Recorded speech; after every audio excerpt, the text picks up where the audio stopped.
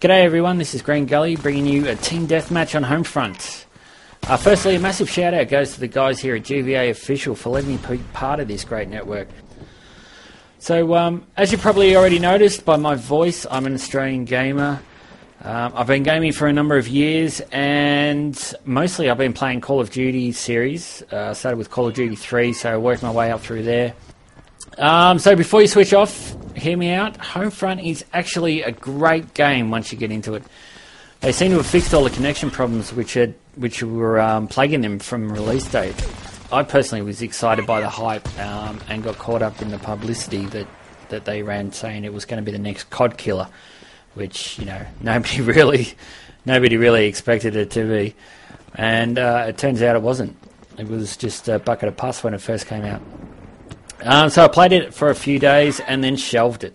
I was going to trade it in, but I thought there's something in the back of my mind that sort of said, hang on to it. I'm glad I did, because I picked it up a couple of weeks ago after I got a bit tired of Call of Duty. It was a massive difference. I think they've actually fixed it. Nearly every game that I've jumped into has been a red dot ping. Not a red dot ping, sorry, a green bar connection. I'm so used to saying red dot ping. It's been a green bar connection, so I've been having a ball with it. It's been a blast. So if you guys have still got it, I advise you jump back on, just for a look-see and see what's up. What I wanted to talk about is addiction. I have an addiction. It's nothing hardcore like drugs, alcohol, or porn. Although I do like porn, everyone likes porn. But it started off with Xbox.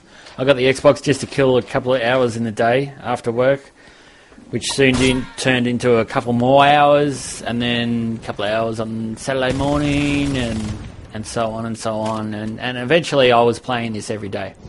But, it's a healthy addiction, and, I'm not down the pub getting pissed every night.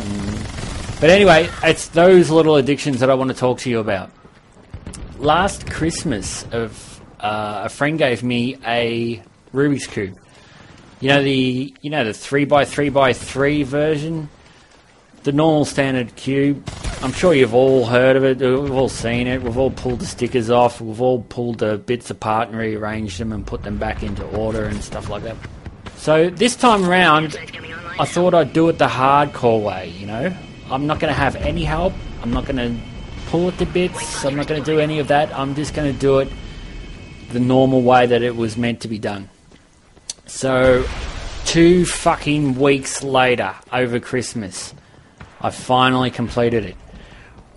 What an ordeal that was. What a challenge. I was absolutely amazed that I could actually do it. I was ecstatic. I was rapt. I was posting pictures on Facebook and Twitter, and I was telling everyone that I knew.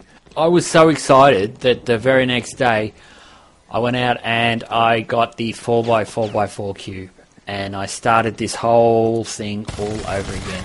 And I got to tell you, it kicked my ass. The 4x4x4, I cannot do it. And to this day, it's still sitting on my bookshelf. So that was my little addiction over Christmas last. So what's your little addiction? I have a friend who's so addicted into hobbies, it's not even funny anymore. And I'm not making this up, believe me. I went around there, it started like years ago.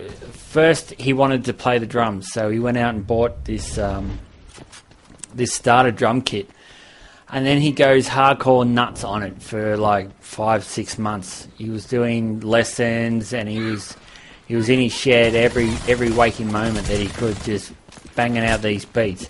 Eventually he got pretty good at it, but and then I went around there one day and I said to him, how's the drums going? And he said, drums, that was, that's nothing. That was so yesterday. I said, what are you talking about? He goes, darts. Darts is where it's at. And I said, what? You're into darts? And he said, yeah. I've been going down the pub every Thursday night, and I've even joined a comp, and I've started playing competitive darts. And I said, are you kidding me? How old are you? And he said, yeah, I know, but it's fun. Go down there for a few beers and shoot some darts. And so anyway, This went on for about 5 or 6 months. He was in competitions and playing every weekend and Thursday nights and stuff. And like when he does stuff, he does things full on. But then he just stops. And then I went around there and he's got his slot car. He shows me his slot car. And I didn't, I used to have these when I was little. But he went out and bought this slot car from a hobby store. And it cost him like $100 or something. And it was crazy. And then you could see his like eyes lighting up and he's on to the next big thing. And then he goes out and buys this big slot car set that fills up an entire spare room of his house. Just with this slot car set. And, it cost him hundreds of dollars for this professional looking racetrack that goes around his room. It's unfreaking believable. And he's been doing this. He goes slot car racing with, I don't even know what you would call them. Aficionados, I guess? I don't know. But it's exciting to see what his next phase, what his next addiction will be. It keeps me on my toes and it makes for a good laugh anyway.